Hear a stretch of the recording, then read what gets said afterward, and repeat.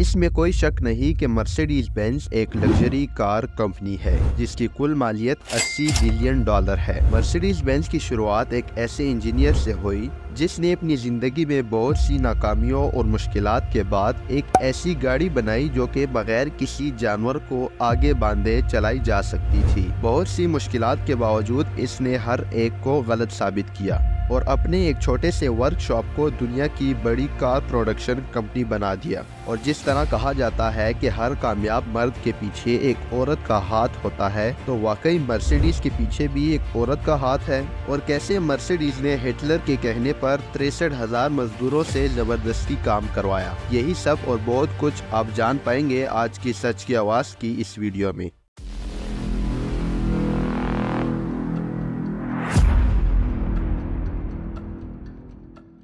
ये कहानी शुरू होती है कार्ल बेंज की पैदाइश से। नवंबर 1844 जब जर्मनी के एक गरीब घराने में कार्ल बेंज ने आंख खोली। कार्ल के वालिद एक लोकोमोटिव ड्राइवर थे और वो बस इतना ही कमाते थे कि इनके घर का गुजर बसर हो जाता। कार्ल बस 2 साल का ही था कि उसके वालिद की डेथ हो गई और अब वो और उसकी माँ इंतहाई गुर्बत में रहने लगे। कार्ल की माँ को मुख्तलिफ जगहों पर जॉब्स करनी पड़ी ताकि उनका बेटा अच्छी तालीम हासिल कर सके, जिसकी बदौलत वो स्कूल जा सके जहां इन्होंने अपना इंटरेस्ट केमिस्ट्री और मैकेनिक्स में शो करवाया। अपने इसी इंटरेस्ट की बदौलत महज सिर्फ 15 साल की उम्र में इन्होंने कार्लसरूहे यूनिवर्सिटी में मैकेनिकल इंजीनियरिंग का एग्जाम पास किया, जहां पर वो अपने उस्ताद फर्डिनेंड रेटनबाकर से मिले। यही वो शख्स था जिसने जर्मनी में मैकेनिकल इंजीनियरिंग को वर्कशॉप बेस्ड प्रोफेशन से टेक्निकल साइंस की तरफ लेकर गया। इनको यकीन था कि ये स्टीम इंजन जो कि बोट्स और रेलवे में इस्तेमाल होते हैं एक टाइम पर खत्म हो जाएंगे। और अपने उस्ताद की शागिर्दी में रहते हुए बेंज को भी हॉर्सलेस कार्ट बनाने में दिलचस्पी पैदा हुई। इससे पहले और भी बहुत से इंजीनियर्स और इन्वेंटर्स ने मोटराइज्ड व्हीकल बनाने की कोशिश की, पर वो नाकाम रहे। लेकिन कार्ल ने नोटिस किया कि अभी तक बनाई जाने वाली व्हीकल्स में स्टीम इंजन इस्तेमाल किए गए थे और अपने उस्ताद की शागिर्दी में रहते हुए इसको रियलाइज हुआ कि हमें एक बहुत अलग कंसेप्ट की जरूरत है। शुरुआत में बहुत से लोग बेंज के नजरिए पर हंसते थे, लेकिन बेंज को यकीन था कि वो ये कर सकता है, सिर्फ उसको ये साबित करने के लिए वक्त की जरूरत है। इसलिए कार्लसरूहे यूनिवर्सिटी से 19 साल की उम्र में ग्रेजुएशन के बाद अगले 7 साल तक बहुत सी इंजीनियरिंग और कंस्ट्रक्शन कंपनीज में मुख्तलिफ पोस्टों पर काम करके तजर्बा हासिल किया और फिर 1871 में 27 साल की उम्र में अपनी पहली कंपनी खोली, जहाँ पर इसने ऑगस्ट रिटर नामी एक मैकेनिक के साथ पार्टनरशिप की। और अब ये दोनों आयरन फाउंड्री और मैकेनिकल वर्कशॉप का काम करने लगे। इस दौरान कार्ल अपने मोटराइज्ड व्हीकल वाले प्रोजेक्ट पर भी काम कर रहे थे, मगर प्रोजेक्ट पर काम करने के लिए कार्ल के पास एक पार्टनर का होना जरूरी था। लेकिन बदकिस्मती से कार्ल को अपने ही पार्टनर से धोखा मिला। इस दौरान कार्ल की मुलाकात एक बर्ता रिंगर नामी लड़की से हुई, जो कि बाद में इनकी बीवी भी बन गई। बर्ता का ताल्लुक एक दौलतमंद खानदान से था। वो कार्ल की एफर्ट्स को उसके बिजनेस पार्टनर के हाथों यूं जाया होता नहीं देख सकती थी। इसलिए बर्ता ने फैसला किया कि वो ऑगस्ट रिटर के सारे शेयर्स खुद खरीदेगी, जिससे अब कंपनी कार्ल और बर्ता के कंट्रोल में आ गई। और अब ये दोनों मिलकर अगले 10 साल तक इस कारोबार को चलाते रहे। यही वो वक्त था जब कार्ल अपने हुनर का जादू जगा सकता था। इस दौरान 1879 में कार्ल ने गैसोलीन 2 स्ट्रोक इंजन बनाया और अपने रेवेन्यू को मजीद बढ़ाने के लिए अपनी इन्वेंशंस को पेटेंट किया, जैसा कि सबसे पहले उसकी इंजन स्पीड रेगुलेशन, फिर spark plug, carburettor, clutch, gear shift. अपनी इन्वेंशंस को पेटेंट करने के बावजूद भी कार्ल का बिजनेस वैसा नहीं चल रहा था जैसा कार्ल ने सोचा था। प्रोडक्शन कॉस्ट ज्यादा होने की वजह से कार्ल आहिस्ता आहिस्ता अपनी कंपनी के शेयर्स इन्वेस्टर्स को बेचने लगा और आखिर में कार्ल के पास अपनी कंपनी का सिर्फ 5% शेयर ही बाकी रहा, जिसकी वजह से वो डाउनग्रेड हो गया और मजबूरन उसे ये कंपनी छोड़नी पड़ी और वो दोबारा से जीरो पर आ गया।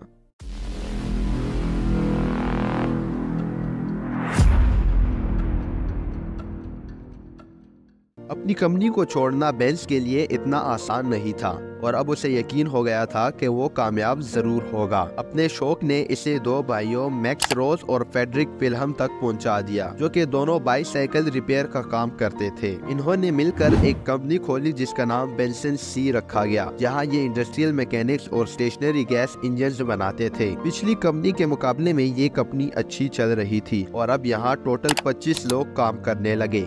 बेंज का टोटल फोकस अपने ड्रीम प्रोजेक्ट हॉर्सलेस कैरेज पर था, जिसमें इन्होंने गैस इंजन लगाना था। और आखिरकार 1885 में पहली बार कार्ल्स ने बेंज पैटर्न मोटर वैगन बनाई, जो कि गैसोलीन 4 स्ट्रोक मोटर से चलती थी। ये एक इंजन 2/3 हॉर्स पावर प्रोड्यूस करता था, जिसकी स्पीड 12 किलोमीटर पर आवर तक पहुंच सकती थी। 1886 में मोटर वैगन को पब्लिक करने के बाद कार्ल्स ने मुख्तलिफ रिव्यूज हासिल किए। कुछ ने इसकी क्रिएशन को सराहा तो कुछ लोग मोटर को देखकर परेशान हो गए। बहुत से लोग इस गाड़ी में दूर तक ट्रेवल नहीं करना चाहते थे, क्योंकि उनको डर था कि कहीं ये मोटर फट न जाए। कार्ल्स के बिजनेस पार्टनर्स भी इस इन्वेंशन से खुश न थे। उनको समझ नहीं आ रहा था कि कोई क्यों ये गाड़ी खरीदेगा, जबकि इसकी स्पीड हॉर्स कार्ट से कम है और ये चलती भी फ्यूल पर है। उसकी सबसे बड़ी सपोर्टर उसकी अपनी वाइफ थी, जो हर वक्त उसके साथ वर्कशॉप में रहती और उसको न्यू सजेशंस देती रहती। और इतनी इम्प्रूवमेंट्स के बावजूद भी लोग इसके विजन से मुत्तफिक ना हो पाए। यहाँ पर एक बात तो साफ थी कि बेंज को दुनिया को कन्विंस करना था कि ऑटोमोबाइल ही फ्यूचर है, ना कि हॉर्स कार्ट।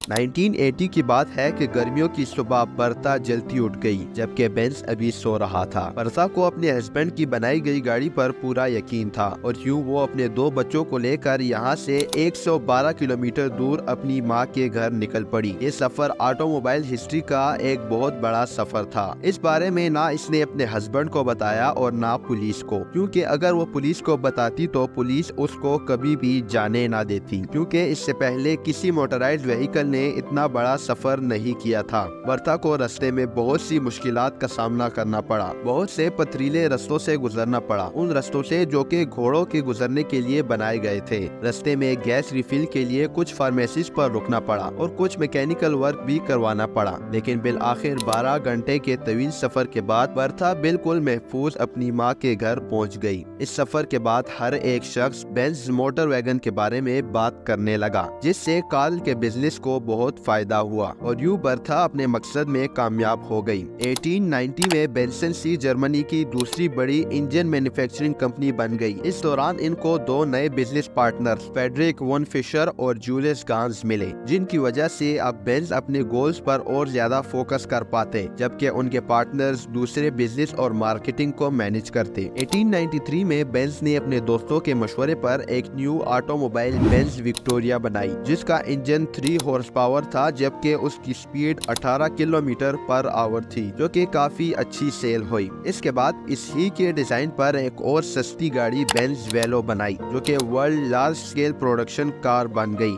जिससे बेंसन सी एक बहुत बड़ी कंपनी बन गई। जिस वक्त बेंसन सी अपनी नई कामयाबी का जश्न मना रही थी, उस वक्त ये एक और कंपनी डेमलर मोटरिंग की वजह से बहुत प्रेशर में आ गई, जो कि इनसे बहुत ज्यादा दूर भी ना थी।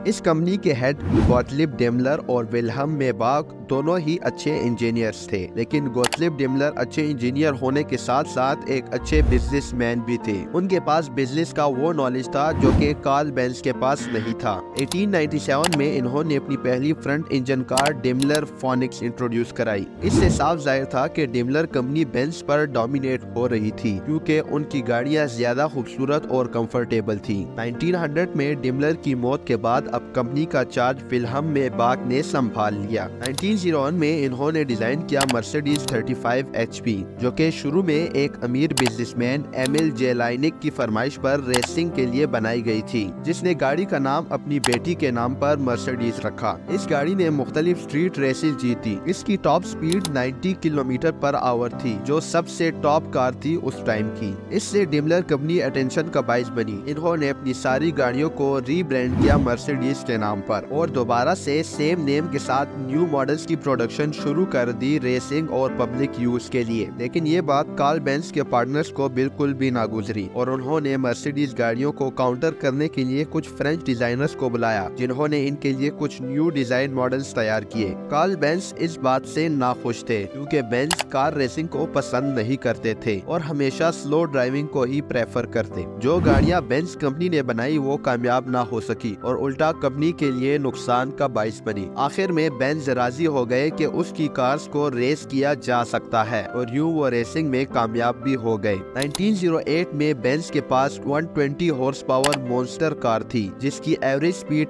80 किलोमीटर पर आवर थी, जो कि एक नाकाबिले यकीन कारनामा था उस वक्त जब ट्रैक्स बहुत पुराने थे। और फिर 1909 में आई 200 हॉर्स पावर ब्लिट्सन बेंज।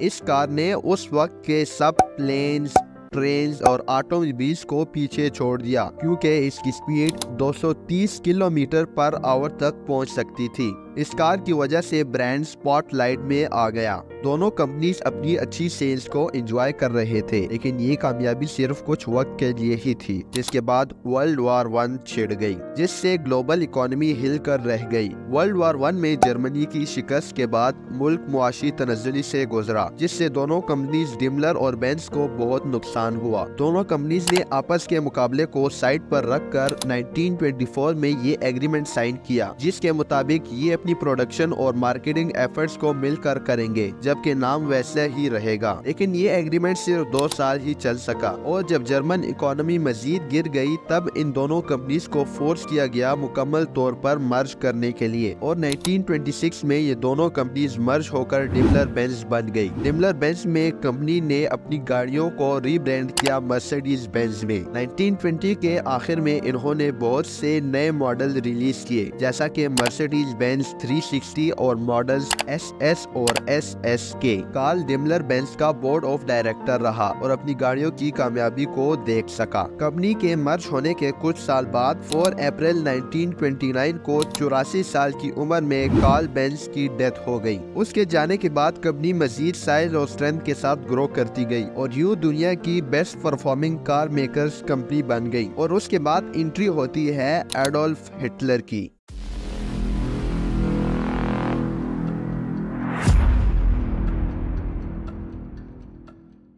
1933 में जर्मनी में हिटलर की हुकूमत आई। उसकी ख्वाहिश थी कि वो जर्मन इंजीनियरिंग एंड टेक्नोलॉजी को दुनिया में दिखाए। इस सफर में इसने फैसला किया कि वो इंटरनेशनल मोटर स्पोर्ट्स में जर्मन मोटर्स की नुमाइश करेगा, जिसके लिए इसने डेमलर बेंज को बड़ी सब्सिडी दी। इसी वजह से मर्सिडीज रेस ट्रैक पर नुमाया रही। 1934 से 1939 तक मर्सिडीज ग्रैंड प्रिक्स रेसिंग में सबसे आगे रही। अपनी W125 और W25 मॉडल्स के साथ, जिनकी स्पीड 330 किलोमीटर पर आवर तक पहुंचती थी। इस दौरान इनका मुकाबला एक और ब्रांड ऑटो यूनियन से हुआ, लेकिन फॉर्चुनेटली ऑटो यूनियन भी जर्मन ही की कंपनी थी और इन कंपनियों की वजह से जर्मनी मोटर स्पोर्ट्स इवेंट्स में टॉप पर आ गई और यूं मर्सिडीज बेंज हिटलर का पसंदीदा ब्रांड बन गया। 1939 में वर्ल्ड वॉर 2 के आगाज के बाद डेमलर बेंज ने पब्लिक कार्स बनाना कम कर दी और अब नाजी मिलिट्री के लिए टैंक्स, सबमरीन्स, एयरक्राफ्ट इंजन्स बनाना शुरू कर दिए। 1942 में इन्होंने पब्लिक कार्स बनाना छोड़ दी क्योंकि इनके सब रिसोर्सेज जंगी कामों में यूज हो रहे थे और जब जंग में इजाफा हुआ तो मजीद जंगी साजो सामान की जरूरत पेश आई। रिक्वायर्ड रेट ऑफ प्रोडक्शन को पूरा करने के लिए इन्होंने फीमेल स्टाफ को हायर करना शुरू कर दिया क्योंकि सारी वर्क फोर्स फ्रंट लाइन पर लड़ रही थी और जब इन सब से भी रिक्वायर्ड डिमांड पूरी ना हो सकी तो तब कंपनी ने फोर्स लेबर का सहारा लिया। इन जंगी कैदियों ने शहरियों को अगवा करके इनको प्रोडक्शन प्लांट्स के करीब रखा और जर्मन्स के दबाव के तहत कई घंटों तक इनसे काम करवाया गया। 1944 में डेमलर बेंज के आधे एम्प्लॉयज तकरीबन 63,000 फोर्स लेबर थे। जब 1945 में जंग खत्म हुई तो कंपनी को बहुत बड़ा झटका लगा।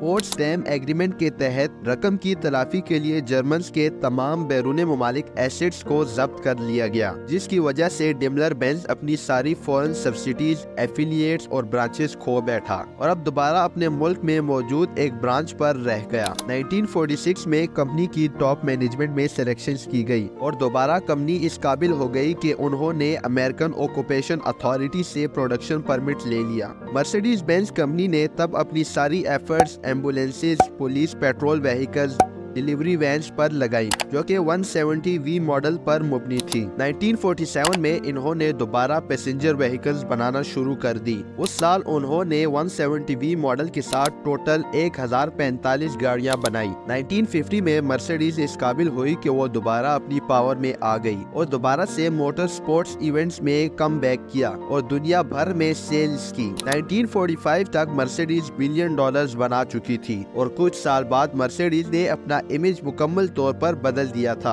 और दुनिया में सबसे वैल्यूएबल ब्रांड बन गया। ताहम ये सब कुछ कार्ल बेंज के बगैर नामुमकिन था, जिसने अपने रास्ते में आने वाले बड़े बड़े चैलेंजेस के बावजूद हौसला नहीं हारा और अपने ख्वाब को हकीकत में बदलने में कामयाब रहा। उम्मीद करता हूँ कि आपको आज की सच की आवाज की ये वीडियो पसंद आई होगी। इंशाल्लाह दोबारा हाजिर होंगे एक नई वीडियो के साथ। तब तक के लिए अपना बहुत सारा ख्याल रखिएगा। अल्लाह हाफिज।